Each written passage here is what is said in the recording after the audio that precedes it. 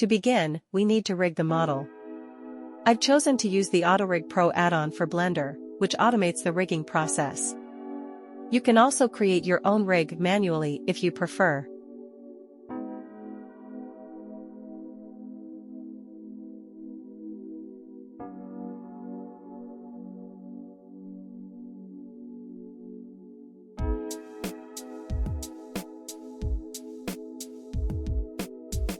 Once the model is rigged, we're ready to export it to FBX.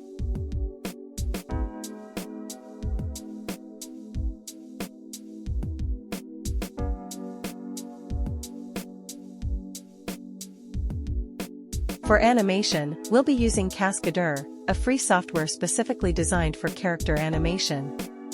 I highly recommend watching tutorials on YouTube to familiarize yourself with the software's capabilities.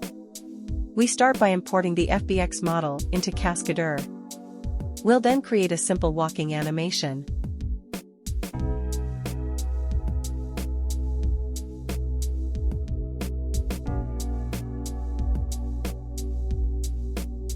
To enhance the realism of the animation, we'll enable autophysics. Once the animation is complete, we'll bake it by pressing the Snap Autophysics button. This process applies physics to the animation, resulting in a more natural and fluid motion. We'll continue adding animations to the model, including a simple jump animation.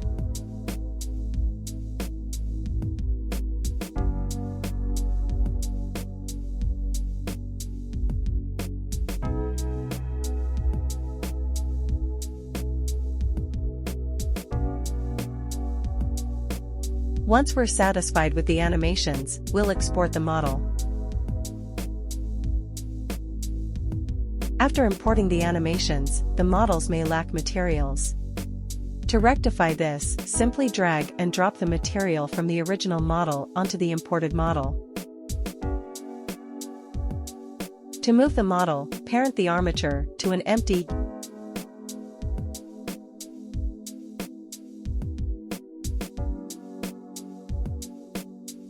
switch to the dope sheet and select the action editor to view the animations.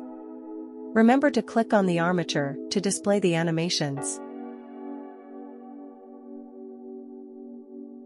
Pressing the push-down button will open the nonlinear animation editor, which resembles a video editor. Each animation is represented as a clip on its own track.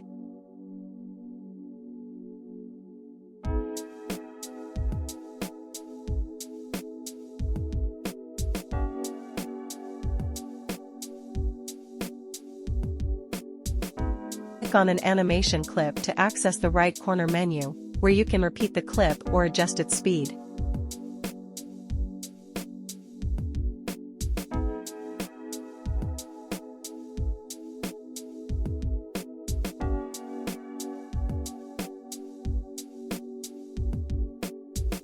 Moving a clip to the top prevents other clips from playing. To resolve this, change the extrapolation to nothing. To enhance the appearance of the animations, add a stepped interpolation modifier to both clips. Create a curve path and adjust it as desired.